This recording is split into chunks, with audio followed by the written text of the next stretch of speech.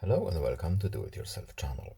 Today I will show you where to find the option and how to customize advertisement privacy and how to turn on app suggested ads in Motorola Edge 50 Neo phone. So first of all we need to open settings. Then in settings we're looking for security and privacy. Then in the privacy option we have ads here. So manage device data used to show you ads. So when we open the ads menu, here we have our ad privacy, and here are our app suggested ads options. So right now the option is off. Here we have explanation what does this option do exactly, and we can turn it on by simply tapping it once. It's a simple on or off switch.